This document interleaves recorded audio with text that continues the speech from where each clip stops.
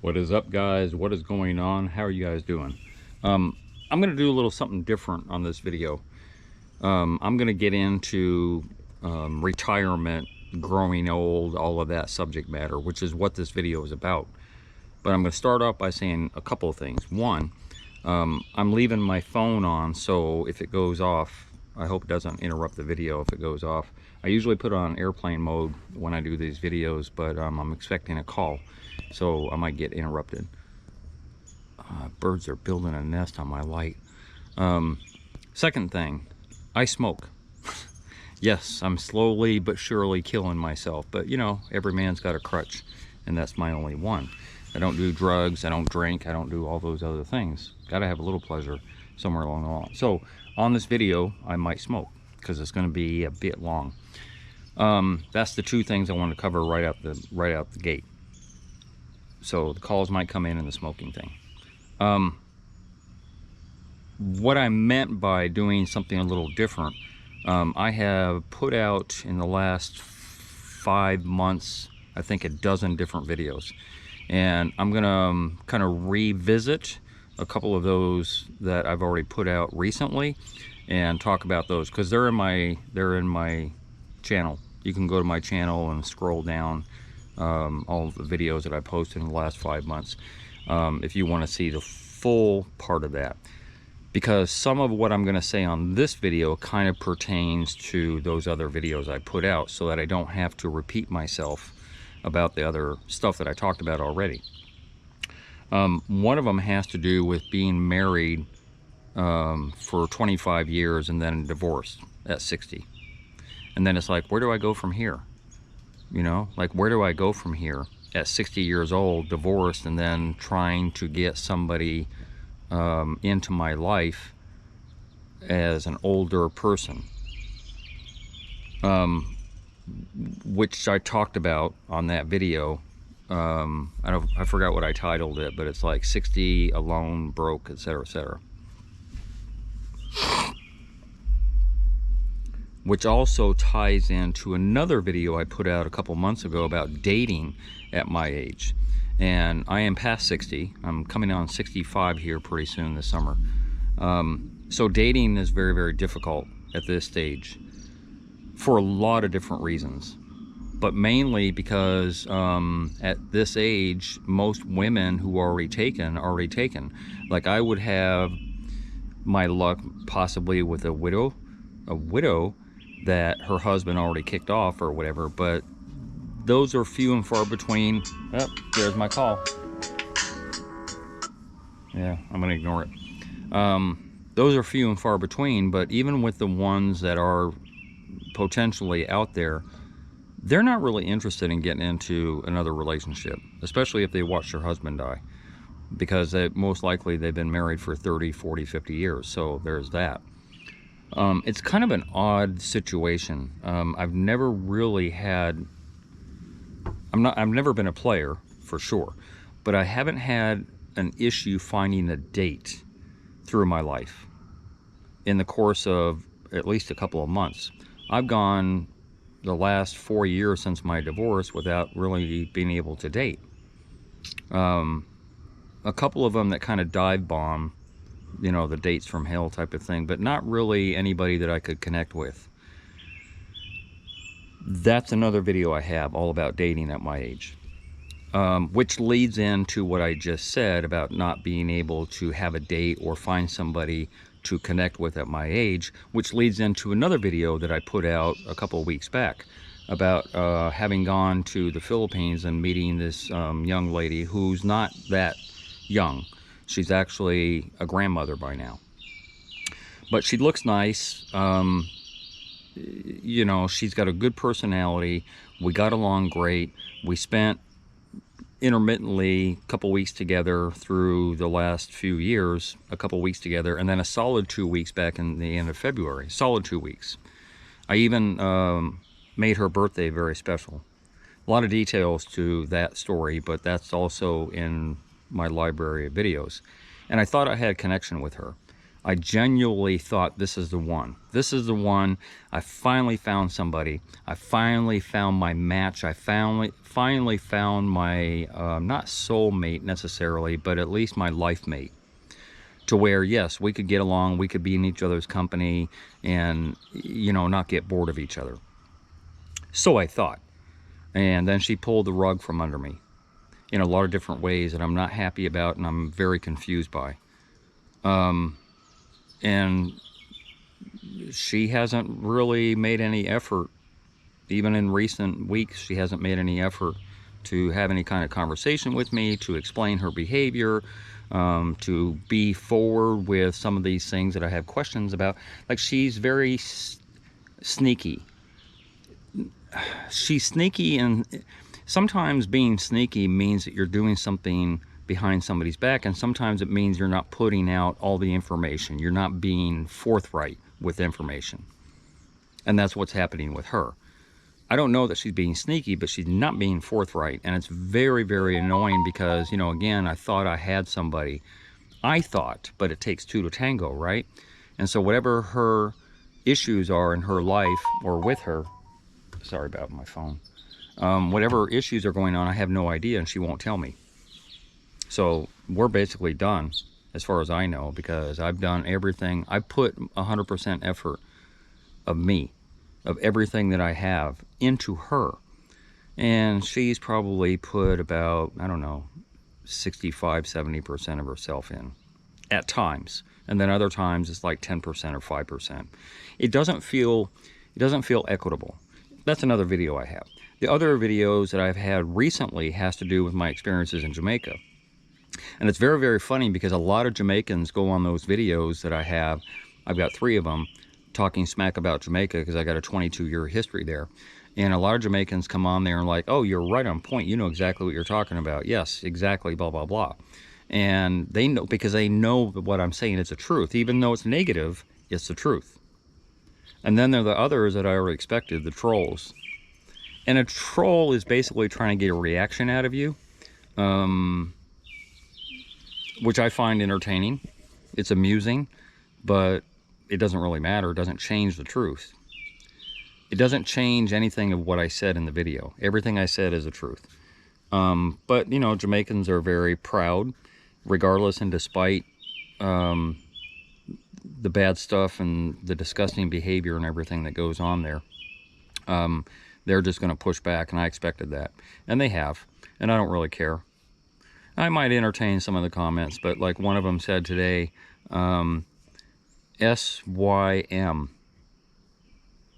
said Bob, SYM, which is short for suck ya mudda, which is like a really, really bad thing to say in Jamaica. It doesn't really matter to me. So yeah, I expected the pushback.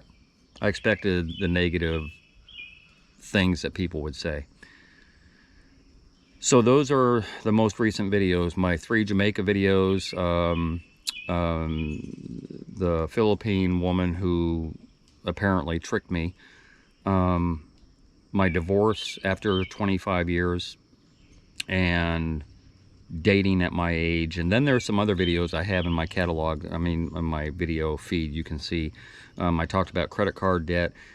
A lot of my videos are meant for the younger set, and apparently the younger set really aren't watching, but it's my effort to educate and help some of the younger people out there so they don't get stuck in the same situations I did. So I present my life and the challenges and the issues that I had going through my 20s and 30s and 40s and all that, to where I made a lot of mistakes, and trying to pass on that knowledge to somebody else.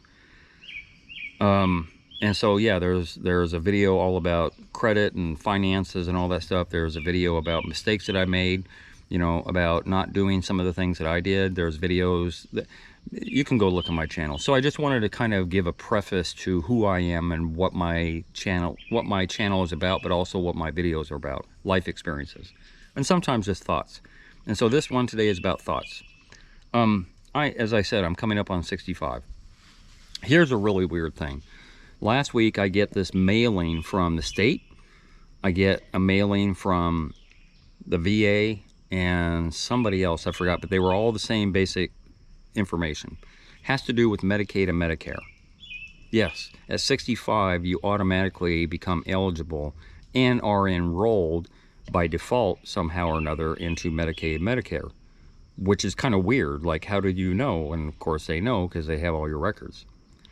It was really weird when I turned 50 and the AARP sent me a card. It was a fake card, but it's like, here's your temporary card. You can get discounts and all that stuff. And I'm like, ooh, how did you know? But they know. It's weird to me because I've never felt my age. You know, like when I was in my 40s, I still felt like I was in my 20s. When I'm in my 50s, I still feel like I'm in my 30s. Right now, I feel like I'm in my 40s. I don't feel 65. I don't act 65. I don't do all the habits of 65, a typical 65-year-old would do. I don't go to bed at 8 o'clock at night or 9 o'clock at night, wake up at 5 a.m., eat breakfast at 6 a.m., have lunch at 12 noon, go to bed at, have dinner at 5 o'clock and then go to bed at 8 or 9 and repeat. I don't do that. I don't have any health issues. The what do you call it? The Medicare or Medicaid doesn't really kick in for me because I get all my medical care from the VA. So I don't need to sign up with Medicaid and Medicare, but I do need to look through all that paperwork to make sure that I'm right.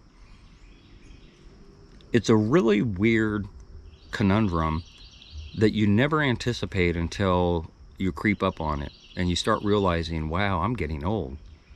And you look in the mirror and you start seeing the wrinkles and you start seeing your skin. You know, I'm a sun worshiper, so of course my skin is not the best in the world. But it's really weird when that starts happening to you, because when I see other people that are my age, for the most part, they look it. When I see a 64, 65-year-old guy or a woman, I'm like, oh, wow, you're my age. Like, you look much older. Or maybe I look younger. I don't know which one is true. But it's kind of bizarre to actually get to that point where when I was a teenager, when I was in my 20s, I would think 65 is old. And now I think 85 is old or 100 is old. So everything changes because it's very subjective as you age and your mind catches up with what you see. That being said, I always thought in my mind, insofar as at retirement, what do you do? And arguably, yeah, people that have it better than me because they save for their future, they got 401k, they got a pension, they got all this stuff going on for them, and they're pulling in $5, $6, $8, $10,000 a month, are pretty free and clear to do what they want. And they're couples, and I talked about that too on another video I have about finance and how I made mistakes by not doing all those things which I just talked about, not having all those savings plans in mind because I never thought I would get here. And I wasn't learned enough because nobody impressed upon me, you know, growing up, that these are the things that you have to do because X, Y, Z and all that stuff. So I didn't have a mentor to kind of teach me. And so then I get to this point in my life and I'm like, what do I do? And in my mind's eye, when I was younger, I saw old people traveling in RVs. I see them now. I see them in an RV towing a car behind. And where are they going? They're going anywhere they want. They're traveling. They have a $100,000 RV or more with kitchen and bedroom and all the amenities and all that stuff, and then the car that they tow behind.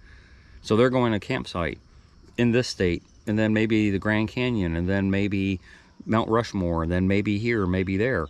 And they have no address and they have no responsibilities, and they're just living it free in an RV.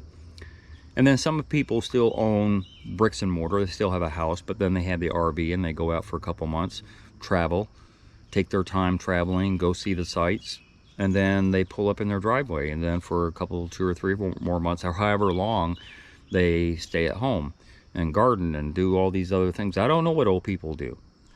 My grandfather used to sit in a chair. I don't know how old he was at the time. I mean, he seemed old, but I don't know. He's probably my age. And he sat in a chair, a recliner, and pretty much watched soap operas all day, along with my grandma. And then right at noon, they ate. Then he took a nap. And then he had a little hobby shop down in the basement, and he would make some wood projects or whatever. But then at 5 o'clock they would eat again. By 8 o'clock they were in bed. And he was a Shriner. So he had the hat, the purple hat with the tassel, and, you know, would do Shriner things. I don't know what they did exactly, but it's a volunteer organization, and they would help like St. Jude's Hospital raise money and different things like that. But they had a Shriners Club, and all these old guys with these hats and tassels would meet up, and I don't know what they did when they met up, but that's what I remember about old age. My grandma, I don't know that she knitted. I remember vividly. Yeah, she knitted a lot of things. She did crochet. They would be booties, they would be blankets, they would be whatever popped in her brain, and she would just knit those things. I still have a couple of them that were given to me back in the day. And she canned fruits, rhubarb specifically, and peaches and whatever else. You know, that was her hobby, along with gardening. And it just comes across as extremely boring to me. Those activities, the traveling, I don't know. Through my life, I've traveled relatively extensively. When I was younger, when I was in my late 20s into my early 30s, I traveled Europe. And I went to, first I landed in Amsterdam, and then I took I had a Euro pass, and I went to different places. I just got on a train, and overnight I was in a different country. So I went to Germany, I went to France, I went to Spain. I just traveled around and kind of hitchhiked and did this, and, you know, like, just, I wanted to do what people do in retirement young. I wanted to be I wanted to be active enough to be able to climb steps and to be able to go to these sites and all that stuff without any issues, without any health issues. You know, I didn't want to stare out from a tour bus and just look out of the window and all that stuff, you know. Like, I knew that then. So yeah, I backpacked Europe, and I went to the Eiffel Tower. I went up the Eiffel Tower. You know, I went to the Louvre. I went to, you know, different places in Spain and saw a lot of stuff. And it wasn't that. I am more into history. It wasn't so much that I was in a different country, but the history about it. Germany was one of my favorite because I was a World War II buff. So that was my favorite, to go to there. And then going to the Heidelberg Castle and just being in amazement at, you know, centuries ago, being able to build something like that with walls that were 3 yards thick that surrounded it on a hillside. Just blows up your mind trying to think how they did that. So yeah, pretty well traveled as far as Europe goes. I didn't go to Italy. I still maybe want to go to Italy and maybe Greece. But other than that, I don't really have any kind of bucket list. You know, I as you already know, because I just told you, I have a 22-year history in Jamaica. And so that, and then Dominican Republic. So not a lot of places in the Caribbean, but enough to know that if I go to another place in the Caribbean, it more or less will be the same. I want to go at some point to Brazil, but I've held back on that for years. But and then the Philippines that I've been to many times. So I don't really have, as I said, I don't have a bucket list. I don't have these things saved up of places to go that I can reach into a bucket and pull it out and go, oh yeah, this is next. I don't have that. When I get out of the Army, and I have another one about me having been homeless. I was homeless at one point when I got out of the Army, but when I got back on my feet and all that stuff, I treated myself to go to Vegas. And I went to Vegas by myself. And I thought I was a hotshot. I had $800 in my pocket. Back in the day, it felt like a lot. And when I got to Vegas, I realized what a drop in the bucket that was. It's like having a penny in your pocket compared to the money that's there. Not even a penny. But I did a lot of stuff there that I still remember, but I have nobody to share that with. So I went, you know, I went alone.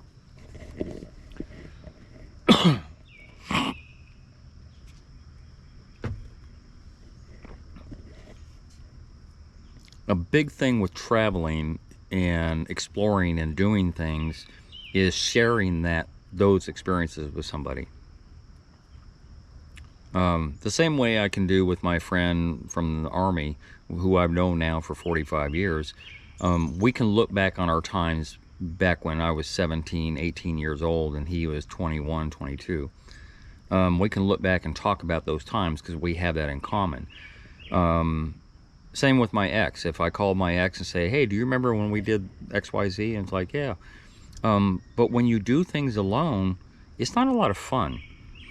When I backpacked Europe, it was fun for me because I was caught up in my own vision and thoughts and experiences and all that stuff. So it wasn't really horrible to travel by myself in Europe, but it would have been nicer to have somebody there. It would have been nicer. So now I'm at that golden age where I should be free and clear to do what I want, and I don't have the finances that a lot of people are smart enough to have, where they have, I said, you know, the pension and the 401k and whatever other investments that they might have in their life, to where they're getting dividends every month on a monthly, where they don't, you know, so what, I spend some money this month, it'll come back again next month. I don't have a lot of that. Doesn't mean I don't have the freedom, because I still have the freedom to be able to go where I want. If I wanted to, I could pack a bag right now and go to Brazil and knock out that little tiny bucket thing. But I procrastinate on some things, and sometimes you do that when you're older. You procrastinate. You're like, one day I'll do this, like you've done your whole life. Well, this is the one day you should be doing it. Like, don't procrastinate, because you never know what's going to happen to you. And regardless and despite if you have any health issues, it doesn't mean you can't just fall over dead one day on a massive heart attack, you know, or hemorrhage in your brain or something. You get, yeah. And I'm trying to back away from my procrastination. And so what I've realized is that retirement is very, very boring. When I had gone to Jamaica, I had some money, and you can watch that video. I had some money from the sale of a house that me and my then wife had. And so I didn't have to work, you know. So what did I do? I got in my car and I drove to the beach and I went snorkeling and I went spearfishing, and I loved that.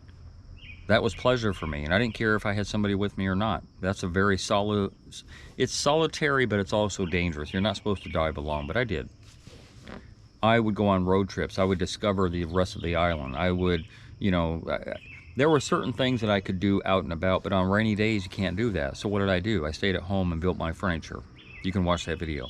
I built my coffee table. I built, not all in one day, but I built my coffee table. I built my dining room table. I built my bed with drawers underneath. I'm Bob the Builder.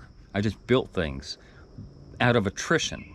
Because what do? Like, every day you can't go to the beach. Every day you can't. Like, I just had to be viable. I had to feel like I'm somehow contributing, if not to the world, to myself some way. And I got a little taste of retirement at 40 years old when I was down there. I got a little taste of that, and it was boring. And I knew that this day would come and it would be boring, and it is, because there's nothing to do. And if you don't have friends, and I mentioned that on another video, being this age and not having any friends, or not having any true friends. So if you don't have friends, family, or a mate, then you're kind of SOL. You're kind of stuck doing what I was talking about, solo things. You know, like it just gets to the point where, you know, I built this deck when I moved in here. I built this deck. Could I hire somebody? Yeah, but why? Like, for me, it was pleasure. The fence back here that you see, I built that fence, an 8-foot fence. I got one on the other side too. I built the 2 front gates and all that stuff. I never built a gate before, but I made it happen. I built a shed to store all my tools in. I can't show that to you because it's on the other side. I built a porch on the front of my house, a closed-in porch. I've done all those things out of attrition. Yes, I like it, and yes, it increases the value of the house, and yes, it looks nice and all that stuff. But the main reason I took on those projects was something to do. Something to do. Work. Work. When you don't have work,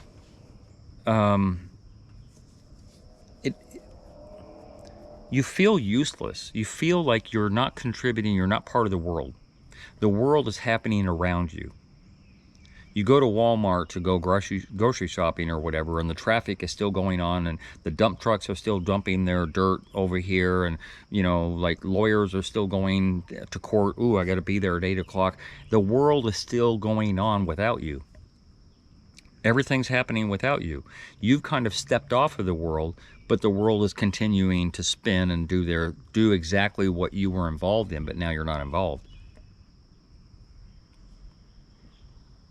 Now you have no purpose, which is why then I think about, as I said, the older set, the grandfather and the grandmother, and how it was always nice to go to grandma and grandpa's house because they spoiled you. You know why?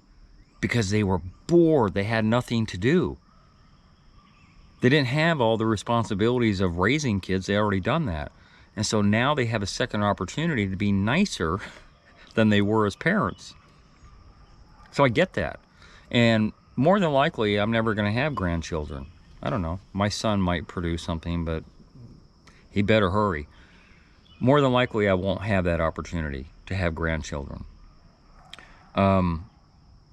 It seems like now, more than likely, I won't be getting married again.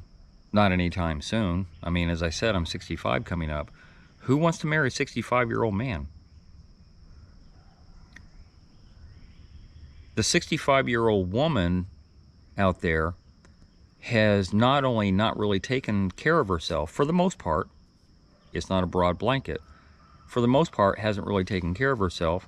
She might have more health issues than I have, and she's going to be a fuddy-dud. I already tested that a couple of times. Oh, I have this allergy, I have that, I don't want to go there because of this, I'd rather just stay at home and cook, or just stay at home and do this, or I don't know. It's a conundrum. It's a conundrum that I'm not feeling, because there's nothing that I can do to make myself happy. My happiness generally comes from doing for others. So yeah, you could say, well, Bob, why don't you volunteer somewhere if that's an idea? To ask me for commitment, you're going to volunteer for 10 hours a week at this place and all that stuff, and then I decide to fly off somewhere, I have to break that commitment. I don't know. As I said when I started the video, I procrastinate on some things, and I know that there are volunteer organizations out there. Possibly, I don't know if there's a boys club out here I can volunteer. Or I don't want to be committed to a job. If I did a part-time job at Home Depot or a part-time job at Walmart or somewhere like that, again, it's a commitment. I have to be there Monday, Wednesday, and Friday from 2 to 4 o'clock or whatever the case is. And then I feel like, you know what, I'm tied down. Then I feel like I can't leave. I don't want an animal because of that reason. I really would like to have a dog. I have enough backyard to have a dog. I would like to have a cat. But then again, if I decide to just fly away somewhere, now what do I do with the dog? Now what do I do with the cat?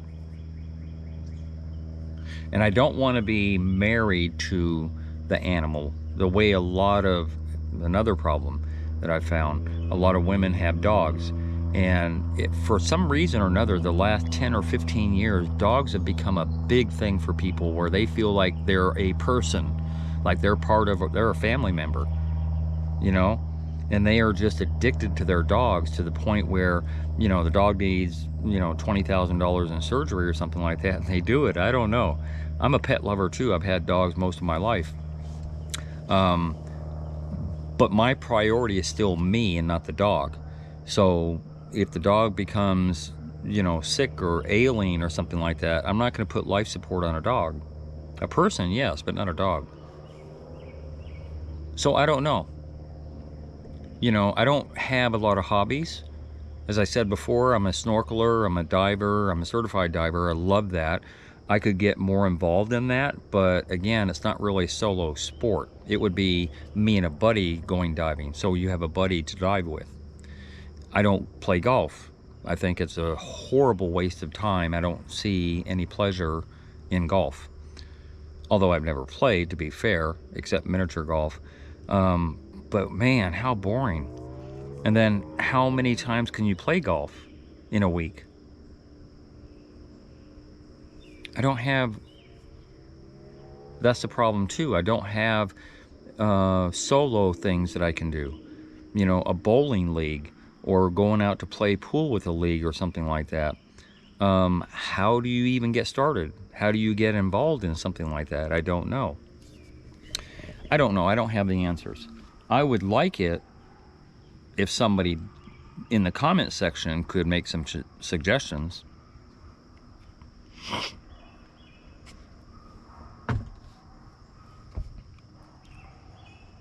I'm kind of willing to listen to suggestions, not that I'll follow them, because again, I'm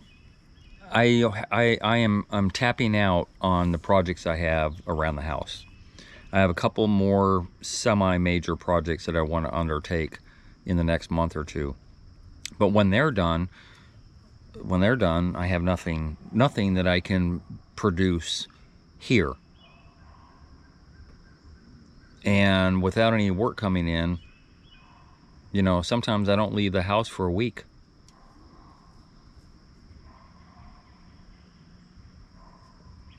Except if I just go out to get coffee, because I like racetrack coffee, and usually once a day or once every other day I go out to racetrack to get coffee. Once every couple weeks, you know, I'll go out and run some errands. I have some things to pick up or whatever. And I make a day of it. If I have a VA appointment, I make a day of my VA appointment, because it's downtown Atlanta and it takes me a while to get there, and on the way I do a slow roll and I take care of some errands while I'm out and about. But that's not very often. That is few and far between to where I really make a day of something. The times that I really enjoy is traveling to a beach, which I will do very, very soon. It's been a while since I've been at a beach. And so I will travel to Florida to go to a beach, and I will be there for a week or 10 days. And I will enjoy every single day at the beach. Whether there's people around or not, I don't care. I'm in the water, I've got sun, getting my skin cancer going and all that stuff. Like,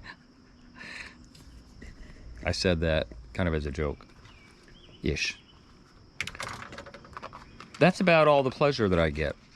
You know, even if I had a boatload of money, because I've imagined this also. Hold on a minute, I'm gonna light one up.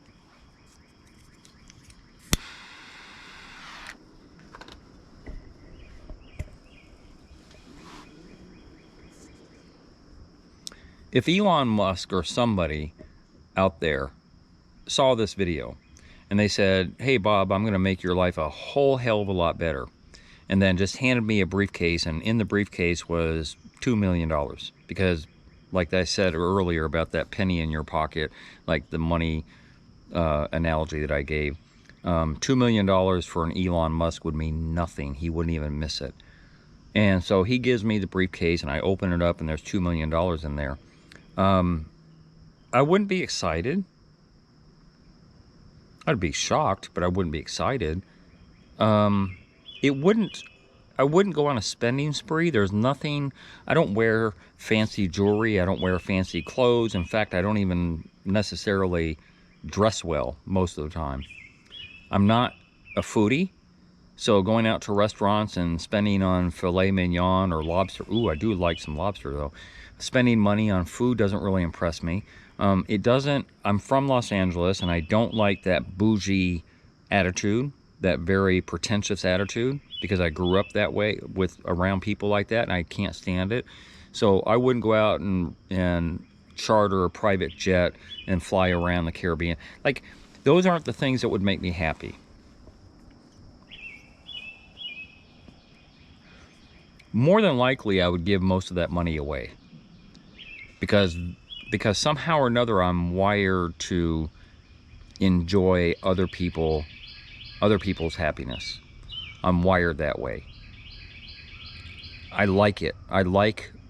Part of that is from my childhood, growing up and being on the street when I was younger and all that stuff, because nobody was there to help me. So I just feel like, man, if I could help somebody else, that to me means everything. And most likely I would give most of that away. most of that away. I would do the math on it and figure out how much I need in a year and times that by 20, 25 years or whatever and save that much. But the rest of it, pretty much I'd give away. In some way, shape, or form, I would give it away. Because money can't make me happy. Things can't make me happy. I can't go out and buy a new truck today and be excited about it. Just can't. There's nothing. There's no jewelry. There's nothing. Even if somebody gave me a new house and it was a 12-bedroom mansion or something like that, I have no use for it. Wouldn't make me happy at all. I'd still be alone. So friends and family are everything. If you don't have friends and family, you're poor as the guy on the street.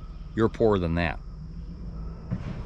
That means everything. And that's one of the first videos that I put out back about 5 or 6 months ago about the 2 most important things in life.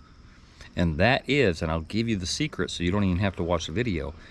The 2 most important things: 1, to love, and 2, to be loved. To give love and to receive love. Most important 2 things in life. If you only remember that from this video. Because if you don't have that, you don't have nothing. You have nothing. And at this point in my life, I really don't have nothing. So as I said, that $2 million wouldn't do anything for me. I can't make myself happy with money. I can't make myself happy with things. And the traveling thing, it's what I do to break up the monotony. Mainly, I travel so I can just get out into the world and feel like I belong to the world, if that makes sense. Because otherwise, I don't feel relevant. I just don't. I don't feel like I'm contributing to anything that's going on out there. I don't feel like anybody's seeing me or that I even matter. Yeah. It's a weird situation.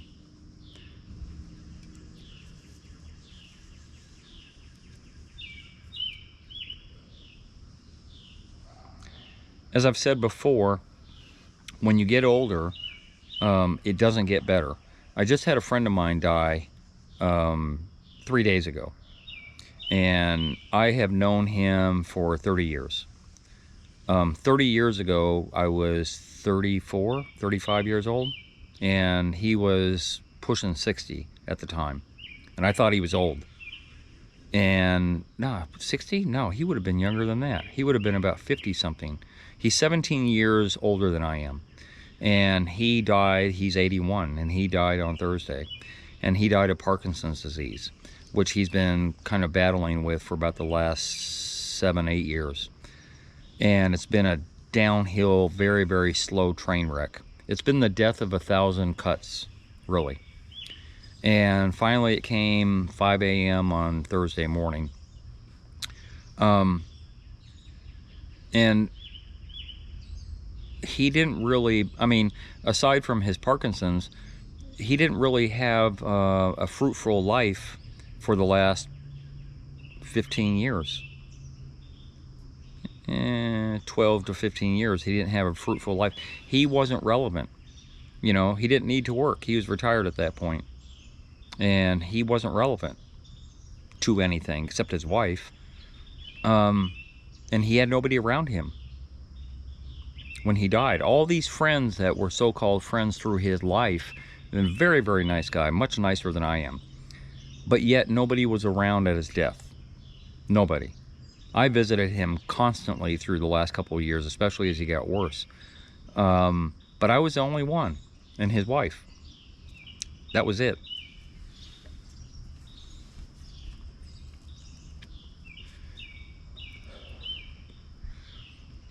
So even the fact that he had a wife, and he had grandkids, and he had his own kids, and then he had grandkids. One of his daughters was around for the last year or so as he was suffering, but the other ones, no, and the grandkids, no. So he didn't die lonely, because as I said, he had his wife around, and he had me to come visit him and all that stuff. But it was not good. It's not the way I would want to go out. And it appears that I'm going to be going out that way because I don't have what he had. The little simple thing that he had is a wife that cared about him and that cared for him through his last years. And I don't even have that. So I don't know how my next 20 years, or even catching up to his age at, 17 years from now when I'm 81, I don't know what that looks like for me. I really don't. I won't be as active as I am now. I'm almost sure of it, because certainly I can't keep up the pace that I still keep up. As I said, building all this stuff and being viable and still taking on jobs if they come in. They just haven't come in. I don't know what to make of it. I don't.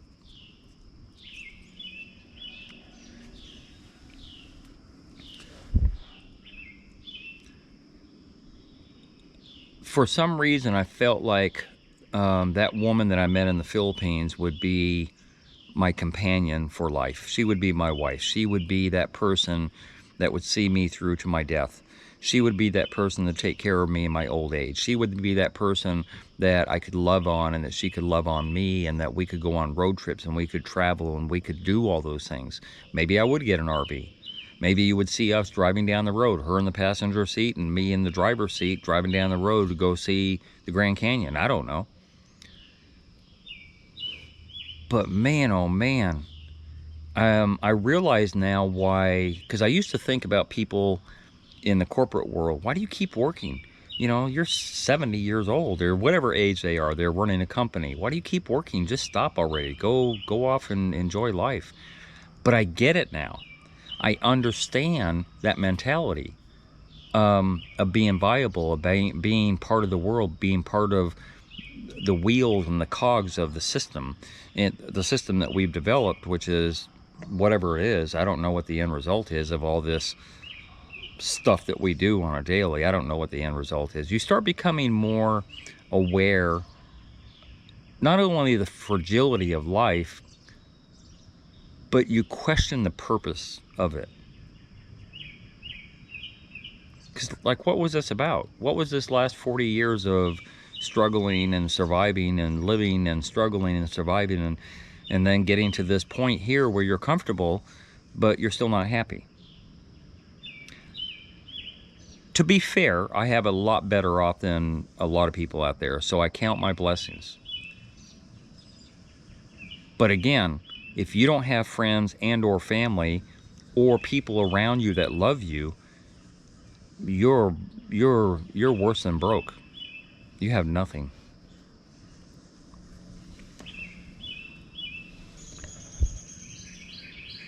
So yeah, those are my thoughts about basically being useless in old age. I think that's the name of this video. Being useless in your old age. I don't know. It's, for younger people, if you're watching this and you're in your 40s or 50s, which even your 50s, you're younger than me, give that some thought now, because you're going to reach my age too, and you're going to have the same issues that I'm dealing with. And so gear up for that and prepare for that the best you can. Come up with some hobbies. Come up with some things that you enjoy that bring you pleasure.